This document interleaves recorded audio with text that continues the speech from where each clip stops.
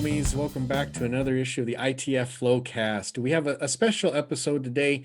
I got Kevin Hargis with me. He's one of our mods, and we're just gonna we want to just introduce a person. Many of you know, we're having a fundraiser coming up, and the individual who we're going to interview today, Tommy, he's a window cleaner. He's pretty new to ITF. But he's going through stage 3 cancer right now. And one of our mods, Anthony Padlo, brought it to our attention, and we really just kind of worked together to try and really quickly come up with the fundraising. We were really impressed with what happened, how many people responded right away. So Kev, you're going to talk a little bit after the interview. You're going to talk a little bit about what the fundraiser is going to be. You did a lot of work with getting people up to the come up to the plate to offer up things for the auction. But before then, we wanted just to play an interview. We got to talk with Tommy. He hasn't been feeling well. We've been messaging back and forth with him. But he, obviously when you're going through chemo, it's tough to be ready just to even have a basic conversation. We finally hit a good day. We hit a good day today. So thankfully, we got to talk with him for about half an hour, 40 minutes or so. So we're going to play that interview for you right now, and then we're going to come back and we'll talk about the fundraiser. Hey, foamies, this is Gabe from Gabe Spotless Window Cleaning. We're glad you could join us. This is the ITF Flowcast. We're happy to have a couple visitors here today.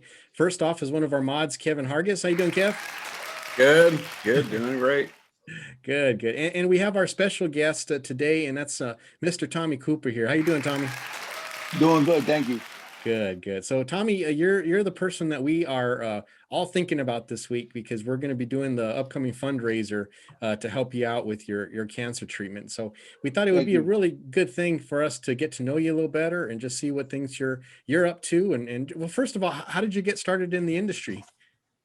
Well, I've been doing windows for since 2008. So it was an older gentleman, a good friend of the family, and he had introduced me to window cleaning. He had been doing it for many years, and he had asked me if I ever thought about cleaning windows. And my first reaction was like, cleaning windows? No, why? And I laughed at it. He was like, there's good money in cleaning windows. So I said, get out of here, cleaning windows? And he was like, yeah. So I had went with him to do a couple of restaurants, and he showed me how to do it. And from that point on, I liked it. So I just had my own little business cards made up at the time. And like everybody else that just started out, I was your typical bucket Bob. I got cards made up. I had a squeegee, I had a pole. He had given me some squeegee and mops, some Sorbo stuff. Mm-hmm. So I just went on my way and just started going from door to door on businesses. I went to the local supermarket, and I said, look, would you guys be interested in having your windows cleaned? They said, sure, how much? I was like, no, I didn't know about pricing. I was like, I don't know, give me $50. He was like, okay. So I was like, oh, all right, wait, you're gonna give me $50 to clean this? Okay, not a problem. And it just grew from there. What I did was I also worked second shift. So I always did second shift job, and I worked in the morning time doing the windows. Mm-hmm. So to me, the windows were just like an extra income. Mm-hmm. But then it got to the point where I really didn't want to work for anybody else. So I turned the business into a legitimate business. And over here in New York, we get like Albany is where you have to get registered with. So I got registered with Albany. I got full insurance, full coverage. I made a Gmail. I made the Google account. I did everything. And I just went full fledged. I talked to my fiance, and I came home and I said, yo, babe, I want to put my 2-week notice into work. She was like, okay, what do you want to do? I said, I want to do the windows full time. She was like, okay. So I said, you think we can pull it off? She was like, yeah, absolutely. Wow. So then that's what we did. And the name of the business is TK Window Cleaning. And I'm Tommy and she's Kelly. Oh, nice. So she goes out and helps me do it. And, we've been together doing this for 9 years now. Okay. And, that's just where it went. Once I got the Google set up, I just started asking my customers to leave me reviews, and I started taking pictures. And next thing you know, I had Facebook, Instagram, and all of that opened up for the business. And I think I'm at like 200 and almost 260 5-star reviews in my area. Oh, that's awesome. That's really good. Yeah. So that was in 2012 when you went on your own, when you started on your own, or when you legitimized, I should say. don't know, legitimize is actually during COVID. I just did Oh. that recently.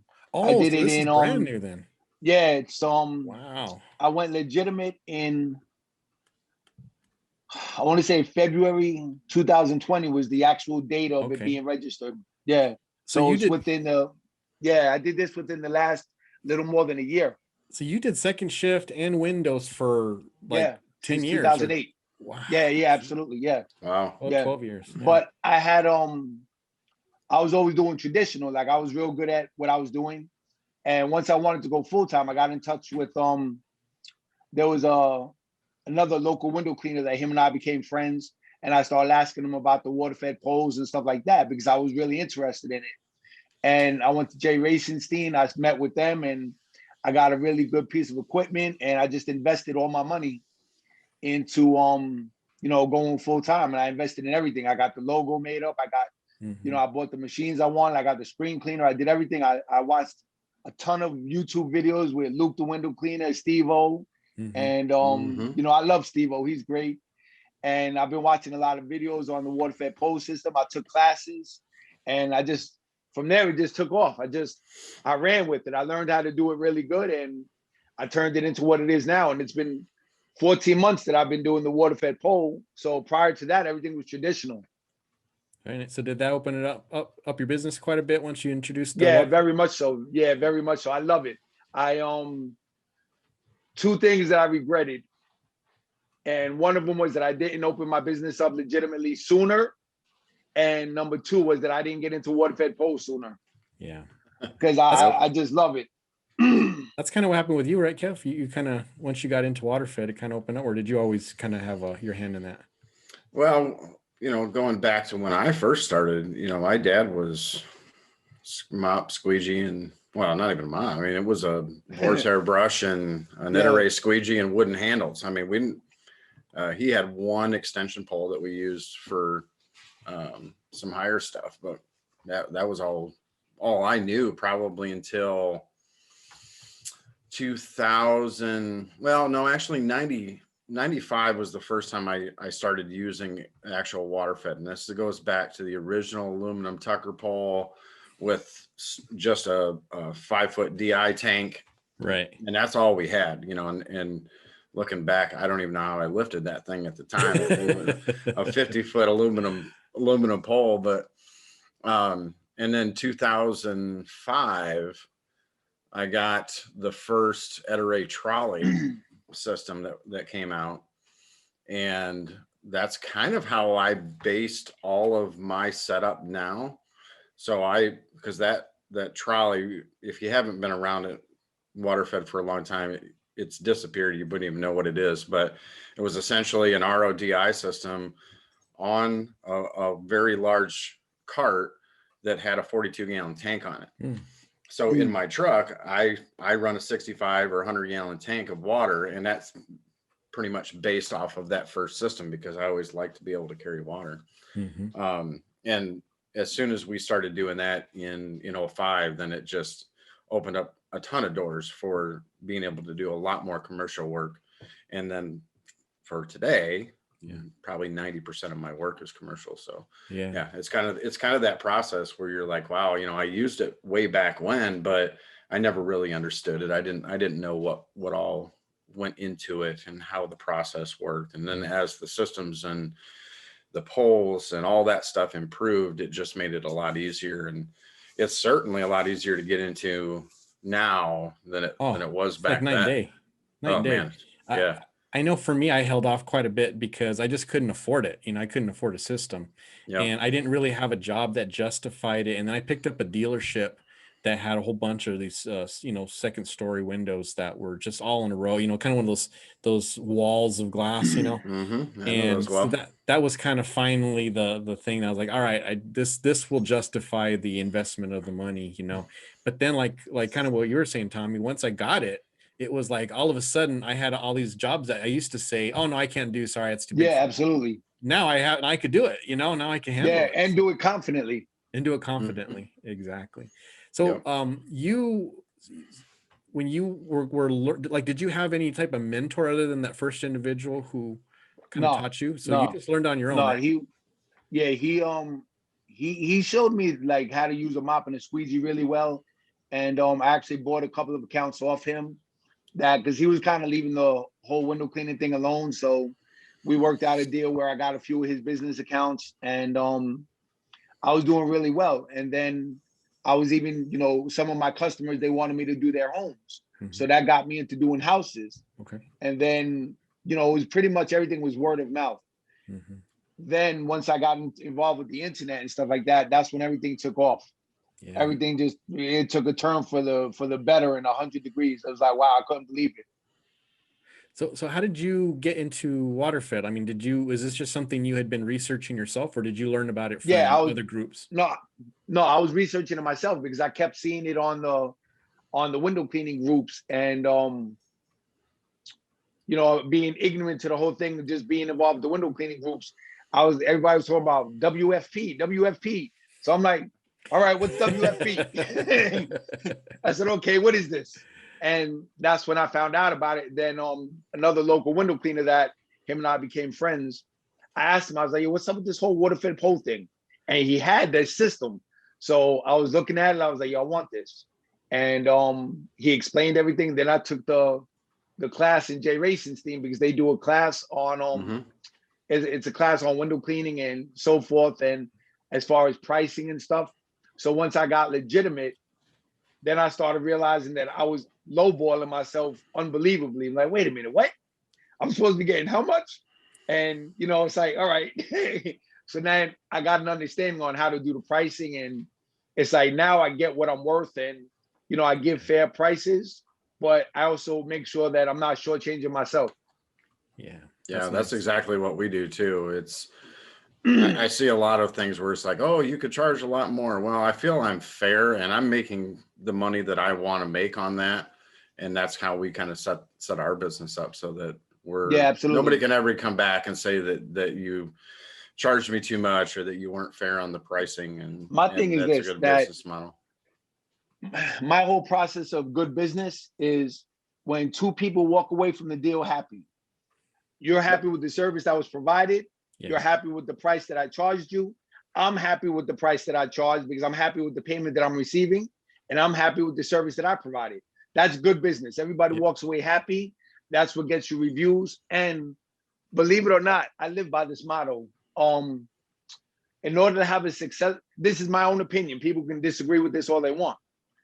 For me, for TK Window Cleaning, the reason we're a successful window cleaning business is because we don't care about money. And people say, you're in business to make money. Yes, I am. But if money is the priority, then you're not going to have a successful business. And I say that because, number one, the first thing that's my first concern is customer satisfaction. Are you happy with the service we're providing? Am I doing the job sufficiently? Am I getting it done according to a time limit that I plan on getting it done? These are all things that I pay attention to. I have great customer communication with everybody. And I always say the same thing. If you care about money, you're not going to succeed. When you don't care about money, that's when you're going to have a successful business. And it's funny because I have cancer now. So I used to do houses for people, and I would see something. This is prior to me having cancer. I'll be on the phone with my fiance talking. I'm like, yo, babe, yo, the wife got breast cancer. And I'll be like, yo, I'm not charging them for this cleaning. And she'd be like, really? I'll be like, yeah, I can't. And it'd be like a $300 cleaning or something. And when it's all said and done, I would ask the customer, I say, do you believe in God? And they say, yeah, sure. I'm like, no, do you really believe in God? They was like, yeah. I said, well, God is putting in my heart not to charge you for this. God is giving this to you as a blessing. And they're like, no, oh my God, no, I can't do that. I said, listen, please, I have to be obedient to what I'm being told in my heart. Take this as a blessing. All you have to do is pass it on to somebody else. And I've done that numerous times for whatever reason, whether they had cancer, whether I saw something in the house that touched my heart. And that's what goes back to, you can't care about money. If you care about money, you're not going to be successful. Not saying that money is not a priority. It's absolutely a priority because we have bills, we have overhead. But that will be taken care of when you don't care about money. If that made any sense to you guys. No, you have to care about the customer more because a customer and a vendor is just like anything else. It's a relationship, and relationships are you do for me and I do for you, and that we provide the service, they pay us for that. But if one person doesn't feel good about what they're doing, then it's not going to work, and it's not going to be a successful relationship. And Of course building not. those relationships, building the partnerships, that's what gets you loyal customers, not just satisfied customers. Absolutely, yeah.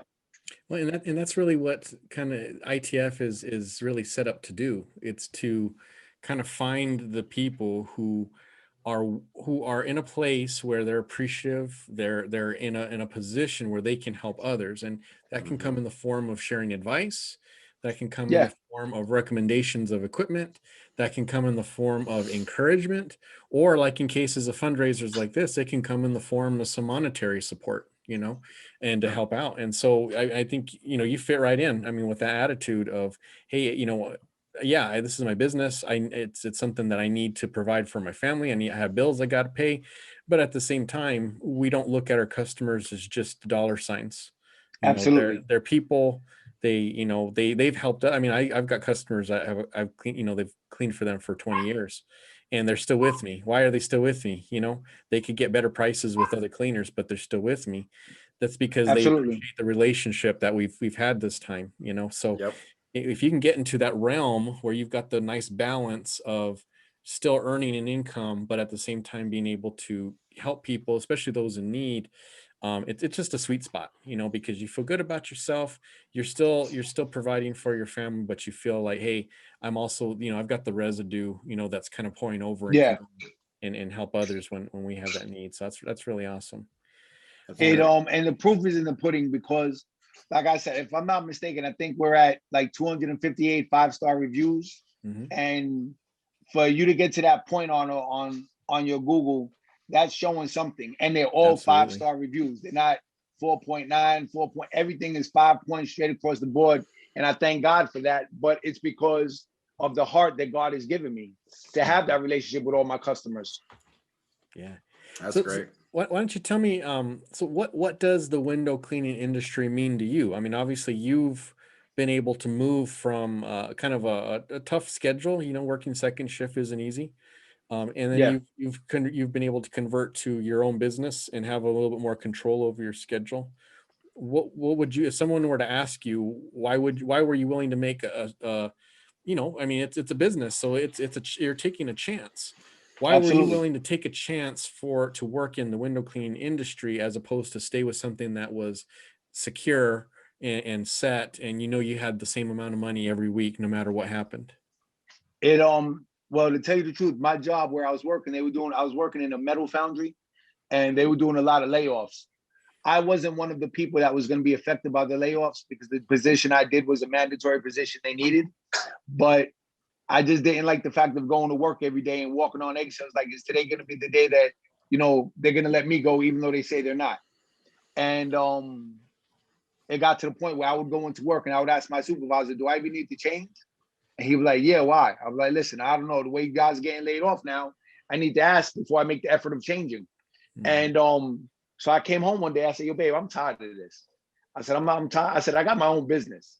I said, I don't need to deal with this.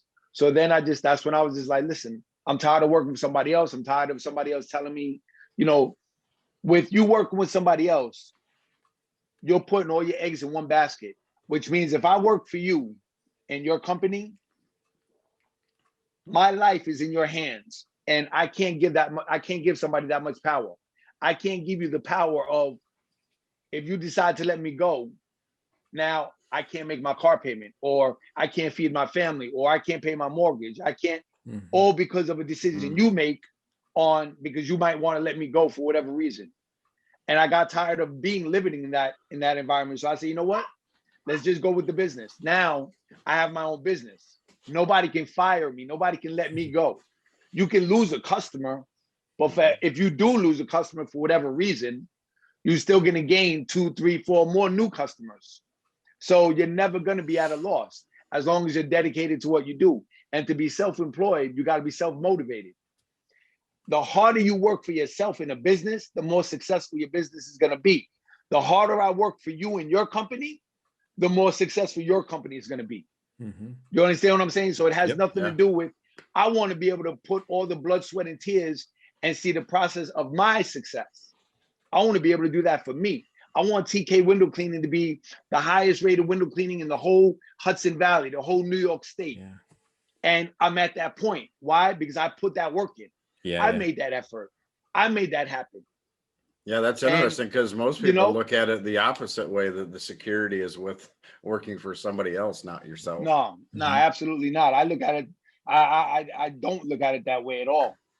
Well, and I think you have the right attitude too. This is something that my dad taught me back when I worked at Burger King, you know, and I was making, I think I was making like $4.25 an hour at Burger So King. you and I are the same age. My Yeah, first job was Wendy's, making $4.25 there an you hour. go, $4.25, and I started, and I was just telling my dad, I was like, Dad, man, this is like nothing. I'm working all week, and you know, I was only working part-time. I think it was maybe like, you know, 15 to 20 hours or something. And I'm getting this little dinky paycheck, you know, and because he was having me pay, you know, once I got a job, that was the rule. I was going to help. I was going to contribute. So I was going to pay a little bit towards rent. I was going to pay a little bit towards the food, you know, so I could kind of learn how to build a budget. And I was like, man, I'm not making hardly anything. I'm working this hard, you know. And he says, no. He's like, don't look at the paycheck. He says, the things you're learning now you're learning how to work. He's like, this all right here. He goes, you have a house. You're not going to starve. You don't have to worry about a car payment. You don't have to worry about nothing. He's like, right now you're learning how to work. So don't look at this as you're working for Burger King. Look at this now as you're working for yourself. You're teaching yourself how to work. And the things that the work ethic you're going to learn now is going to help you whatever job you get later on. Now, of course, I had no idea of working. I had no thought of working for myself. I was really thinking I was going to be an engineer. I was going to do something like that, you know. And but he said, he says, you know, you're working for Burger King. He says, but really you're working for yourself. Put your work as if this were your business, and you're going to be fine, you know. Best advice I ever received as a kid, you know, because it's like I tell people, I never went to school for business, but everything I learned about that makes my business successful, I learned from Burger King, from Blockbuster, from working as a teller at Wells Fargo. All those cheesy videos about customer service that they force you to watch, you know, and that you have to pay attention. All of that stuff, and dealing with trouble customers, and dealing with problems, and helping people, you know, work out, you know, that if they're upset about something, calming them down, helping them to fix whatever their issue is. All of that is stuff that I use in my business. And now that I'm in the position where I'm dealing with people on that end, it frustrates me to no end to see people who don't care, you know. Yeah, And absolutely. You'll talk to someone in customer service, and you know, like I'll give you, for instance, just the other day, I made a mistake. I made a deposit, and I was supposed to transfer from a different bank into the bank that I'm in now, you know, my main where my main business account is, but I wrote the check from that same bank. So it dropped my account to negative because I was depositing, you know, a few thousand, but it took it out of the account, but then it wouldn't, you know, it wasn't giving me credit for that deposit. So I was in the negative. Now I was trying to fix, because the whole reason I was making that deposit was because I had some stuff that was coming in today. I was trying to cover that amount. So anyways, I'm talking on the phone with customer service, and I'm telling my problem, and he's like, okay, well, we can put a stop payment on that check, and then tomorrow you can come in and make the deposit. And I'm like, that doesn't help my problem. I need the money in today, not tomorrow. Absolutely. The money's there. I made a mistake. What can we do to fix this mistake? And he offered everything he offered. You could tell he was reading from a book, but he never once thought, is this really going to help my customer? He never thought that once. All he did was go down the list of this. And then once it was exhausted, it was basically, sorry, we can't help you, you know, instead of, all it took was they just had to call the branch, you know, and then have them tear up the check. I mean, and reverse the thing, but they wouldn't do that. That's not part of their procedure, you know. And of course, you call the bank, and it doesn't go to the branch; it goes to a 1-800 number. So, anyways, it just really, I see now the value in how I was taught, you know, and the lesson of that, because that's carried over. Now I don't want my customers to be frustrated like that for dumb reasons. You know, there may be other reasons. Absolutely. Frustrated. Yep. But I don't ever want it to be because of something like that. Something that could have been easily handled. Yeah, I'll date myself a little bit on you guys. My first job was $3.35 an hour. That was my first minimum wage job. Yeah. Where was that at? Yeah, so It's a burger joint. Very giant, yeah. Yeah. Sorry, what are you gonna say, yeah, Tom? my first job was Wendy's. And but I'm 47, so we're talking, I was I think I was 14, 15 when I was allowed to get working papers or something. Yep. And yeah, for the minimum wage back then was $4.25. Wow. Very nice. That's crazy. Good. Well, Tommy, I appreciate. I didn't want to keep you too long because I know you're still going through chemo. You're gonna start radiation soon, right? That's Yeah, today's actually a good day. Yeah. I'm actually, the doctor said when you have your good days, take advantage of them. Mhm. So I'm okay today. A little bit of nausea and stuff like that, but it's nothing. I did my last chemo treatment was on Wednesday, and I got to do 8 cycles of chemo. I just did my 3rd cycle, and it's every 2 weeks. So I go on a Wednesday, I stay there for 4 hours doing the treatment. Then I come home with a portable chemo machine that is connected to, because I have a port in my chest. Yep. And it's connected to my port, and I have to come home with that for 2 days. Then I go back Friday morning to have them take it off. Wednesday, I'm okay because they give you steroids, so you feel okay Wednesday. Thursday, the steroids start wearing off, so you start getting sick Thursday. By Friday, there's no steroids left in you, and that's the worst day of them all. And I feel more bad for my fiance that she has to see me go through what I go through being sick, because we have our bedroom, our bathroom, our master bed has the bathroom in it. And, she's in the bedroom with me. She hears what I'm going through in the bathroom, throwing up, and it's horrible. You get nosebleed. The side effects of chemo are ridiculous. I'm also dealing with neuropathy where I can't touch nothing cold. I can't drink anything cold. If I go outside, I gotta have gloves on because I can't even be in the cold. If I go in the freezer, I gotta put a glove on and grab something. Because it messes with all your nerves as well. Yep. And so I have to do 8 cycles of chemotherapy. I have 3 down already. Then I have to do, after the 8 cycles, which is 4 months, I have to do 5 weeks of chemotherapy pills, as well as radiation every day, except for Saturday and Sunday. So I think that's 25 sessions of radiation, which, being that I have rectal cancer, the radiation for that is going to be real hard because it affects you using the bathroom, it affects you sitting down, and I have a lot to go through as far as the side effects of that, where I was talking to several people that have went through it, and they say that it's so bad that you have to make like an Epsom salt bathtub, and you have to literally go to the bathroom in the bathtub to try to make it not hurt so much. And so doing all of that and then trying to run my business, I'm envisioning all this, and I'm like, oh my God, how am I gonna? There's no way I'm gonna be able to do windows like this. And so I gotta do 5 weeks of the radiation, then 8 weeks to let your body try to come back together. And the last radiation, it lasts 8 weeks in your system still. So 8 weeks after my last session of radiation, they'll set up my surgery. And the surgery is going to be to remove the cancer. And when they remove it, being that it's rectal cancer, they have to give me an ileostomy bag because you can't use your rectum for 6 weeks. So now I have to have an ileostomy bag for 6 weeks, plus try to recover from the surgery of them doing it. It's going to be a robotic surgery, so hopefully the recovery won't be terrible. I heard the recovery from the reversal of the ileostomy bag, which I'll do 6 weeks after the first surgery. They do a final surgery to take the bag off and reverse everything so you can use your rectum again and everything goes back to normal. But it doesn't go back to normal right away because it's like you're starting up the plumbing again. So the same way you turn on the pipes from being cold, you hear all the boom, boom, boom, all that noise. That's pretty much what's gonna happen with your body. Like it's gonna, start. So I heard the recovery from the reversal of the ileostomy bag is gonna be worse than the actual surgery of removing the cancer. Yeah. So all of this in, being self-employed is like, all I'm worried about, am I going to be able to work? They was like, listen, you really need to stop focusing on if you could work. You need to start focusing on just getting better. I said, yeah, but you don't understand. If I don't work, I can't pay my bills. If I don't do this, I can't, I'm self-employed. I don't, I need this.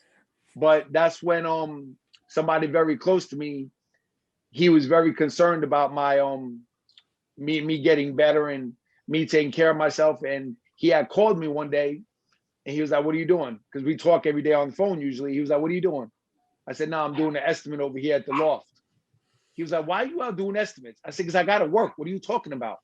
He was like, "You shouldn't even be working. Number one, there's COVID out there. Number two, you have cancer. Number three, they're pumping poison in your body. What part of any of this you don't understand?" So I'm like, "Listen, what part you don't understand? I need to work. I need to pay bills. My bills don't care that I have cancer. My food doesn't care that I have cancer. I still got to put food in my house. I still got to pay for my stepchildren. We live with them. Their father just passed away last month.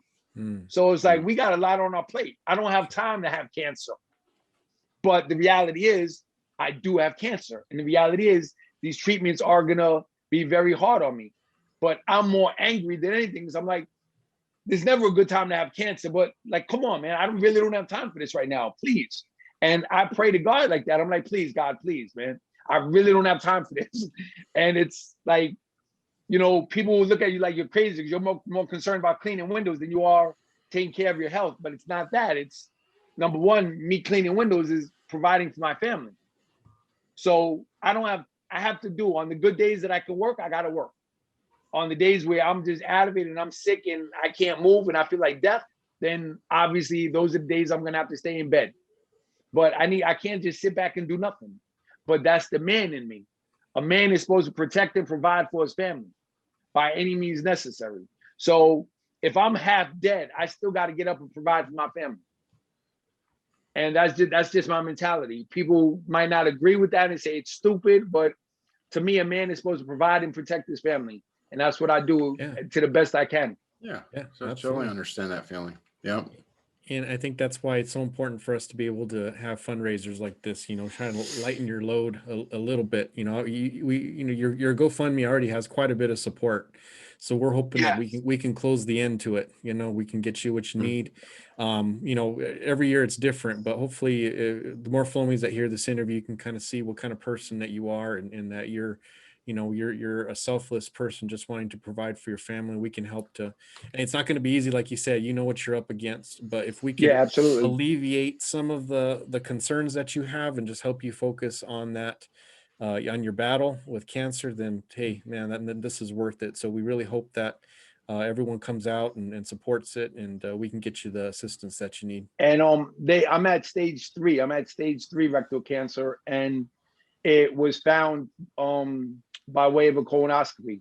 They did a colonoscopy. They told me, you have cancer. Then they had the surgeons and everybody biopsy and everything. And they was like, yeah, you have stage 3 cancer. And I'm only 47. Man. People don't usually do colonoscopies till they're in their 50s. Yep. And I'm at a stage 3 already. So it's like, one thing about cancer, it doesn't discriminate, man. No, it doesn't. No. It's funny because I've always empathized with people who have had cancer and I never had it. And now it's like, wow, now that I have it, I can understand like even more so, because I've always felt bad for people when I heard they had cancer. I would pray for them. I would do whatever I could be to help them. And now that I'm going through it, it's like, wow, this could be any one of us. Yeah, absolutely. Cancer, it doesn't look at what's his name? The kid from Saved by the Bell, Screech. He just passed away from cancer. Young kid. Young kid and famous and rich. Yep. Then you have poor people that die from it. You have white people that die from it, black people that die from it. Cancer does not care. It attacks the person, it attacks the family. And if you can't empathize with somebody who has cancer, you really need to self-evaluate a little bit better. You really do, because I don't think there's many people out here that aren't affected by cancer, whether it was through a family member or through themselves. And it's a lot harder on the caretaker than it is the person going through it. Mm-hmm. Yeah, and try to stay positive with that. I just had a really close friend of ours that early last year was diagnosed with stage 3 colon cancer, and currently he is cancer free. So good for him. Stay positive and focus on your health. Look at your diet, look at all the things that you have some control over, and try to keep that mental process. And I Definitely. know it's a lot easier said than done, but it's definitely possible to beat it. So, and we're going to wish you the best and do everything Thank we you. I can to help. appreciate it. And anything you guys do is greatly appreciated. Please don't think any of it is in vain. I appreciate the smallest of a gesture. I really do. Anything that even the kindest, smallest gesture to me means the world. So anything you guys do is greatly appreciated by me and my family. Yep. Well, it's all the Absolutely. Flomies, man. It's all the Flomies. We got it. We got a bunch of really good people in the group, and I know they're going to rally to this. So thanks again, Tommy. We really appreciate you taking the time out, and I'm glad that we caught you on a good day. And we yes, me too. All right, buddy. Well, you take care and send your family our love, will you? Absolutely. Thank you so much. All right. Well, thanks again for sticking with us, Flomies. We really appreciated that conversation with Tommy Cooper, and just really, as you can see, he's a pretty genuine guy, and we're glad that we can do something to try and help alleviate some of the expenses that he's been incurring. One, because obviously any type of cancer treatment's expensive. But two, he's not been able to work, and he's the provider of his family, it sounds like, from that interview. And so we're glad to be able to assist. So let's get into the nuts and bolts of this here, Kevin. So why don't you kind of tell us a little bit of what things, well, first of all, who stepped up, who's offering things for the auction, and what people can expect tomorrow. Yeah, we had a lot of great response, and we always do. When we reach out to our vendors, and that's one of the reasons that makes this so special, is there's never hesitation. The only hesitation is to figure out how much they want to give. So we reached out to, we've actually got a couple new ones in here. This GoFundMe, ABC Supply donated some things that are pretty cool. Yeah, if I can just say something real quick with ABC, they are actually the ones who kind of kicked it off, because we were trying to figure out, we really came off pretty recently another fundraiser. And we were very hesitant to go back to our vendors and ask again. And we're trying to figure how could we help out. And ABC had actually just coincidentally contacted me about doing something with Into the Flow. And they say, hey, we've got these gift bags that we want to, try and give to the vendor, to the mods, and see what you think, And I just said, hey, well, actually, now that you're offering, we're tossing around the idea of starting this fundraiser. If we did start it, would you be interested? And they were like, yeah, how many bags do you want? Just like, hey, just tell us what you want. So once we knew we had at least one vendor who was on board then we were like, okay, we feel comfortable calling the other. So we really appreciated ABC and their willingness to work. And then they work with Ettore as well to put together those gift bags. So we appreciate their help. Yeah, definitely. A couple of the admins put some stuff in there. So Corey from Koastal Kleaners, he's got an item that's really cool. Yes. You're going to want to bid on that. Yep. Very, very limited edition. Sarah and Feb at Dutch Sign, they donated some stuff. And then some of the ones that you've heard in the past, Window Magic Supply. Randy is always great about helping awesome. out. Yep. Honestly, I've had to kind of back Randy down. Like, she's like, what do you want me to do? I'll give you the whole store almost, And I'm like, no, we don't want you to hurt yourself here, but let's see what. So she put together a couple of really cool packages. Nice. Jay Racenstein, Squeegee Live Podcast has another limited edition bucket. They always have a really cool package. Yeah. Yep. So again, and this is super limited edition. That TJ is not just putting this stuff out for everybody to buy. So when you get one of these, I think Richie Plath got the last one, and he said, he messaged me later on. He says, this thing is cool. Detroit Sponge, again, they're one of the ones that have donated many times. Another new one that we have, the window cleaning store. Oh yeah. Mark Strange is going to donate some stuff. Now they're up in Canada. They do ship to the US. So this will be a good opportunity for some folks to kind of get to know them a little bit. PH7 is donating some stuff. Nice. And then probably I'll say more of our grand prize, even though it's still an auction. When I reached out to Chris at Window Cleaning Resource, he said, let me get back to you. And it took him about a day and a half, and he just simply responded, $1,000 gift card. Man, Look at that. You know, I mean, it almost takes you back when you, because you're like, Yeah. did I read that right? 'Cause it 100? wasn't- Wait a minute. it- Is there so- an so- extra zero in there? Just think about that. Okay. Because you know, if they offer a poll, I mean, that is generous, but Mhm. that's material, right? Yep. That's not, this is $1,000 gift card. That's including the profit that they would normally get. I mean, Yes. that's Yeah. super generous on their part. And the way Chris worded it, $1,000 shopping spree / gift card. Yeah. Okay. Yeah. So that's, so again, all of our vendors are super supportive, and because, and I think one of the things that stands out is how much the vendors tell us when we're talking to them about this, is how much they love window cleaners, how much they love the window cleaning community, Yeah. and they're honored to help. Mhm. Like, it's not a big deal. Like, well, let me see what I can do. You know, here's another Yeah. one. Oh boy. Yeah. And it's the support to the window cleaning community that they really genuinely care about. The Yeah. people that are purchasing stuff from them every day. It's not just kind of what we talked about in the interview, where a customer isn't just the dollars and cents. You know, it's about a relationship that we have with them. So that was great. And I think the vendors appreciate just the salt of the earth people that they deal with. You know, you look at like the interview with Tommy, how, I mean, he wears his heart on his sleeve. That's who he is. You know, Yep. he tell you what he's thinking. He's not even embarrassed about the details of the stuff that he's going through. He's like, No. this is my life. This There it is what is. I'm dealing with. And this is, you know, my situation right now. Here it is, you know. And I think it comes across with the vendors that they appreciate that they're dealing with genuine, honest, hardworking people who just want to make a living for their family. And Yep. you know, so the fact that they are they're willing to give back in cases like this is just really awesome. So Yeah, it's we great. really appreciate it. It Yeah. really is.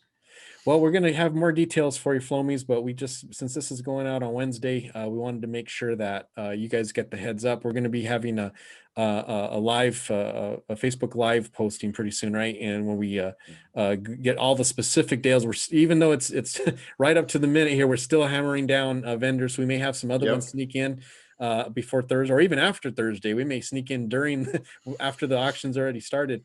But yeah, I'm still waiting to talk to a couple more people that are traveling, or they got some other stuff going, but there's a couple other ones that have donated in the past that are Right. likely going to donate, and we may have something from the IWCA as well. So yeah, exactly. Good. Awesome. Well, we're looking forward to that. And we just also want to give a shout out to people who have been offering support to other window cleaners who've been kind of trapped and, you know, had issues with things that happened in Texas with the snowing. And, you know, we did a wellness check. We just kind of sent around messages to check on people. And we had others who were just like, hey, you know, I'm fine, but if I can contribute to help out, you know, to help some people Yeah. out, and they were willing to do that. That's really awesome. So we're glad to hear that. But yeah, if we can just help to channel that positive energy to the people who need it, that's what we're here for. So we're looking forward to see how the fundraiser goes. Again, Flomies, thank you so much for all you do to give.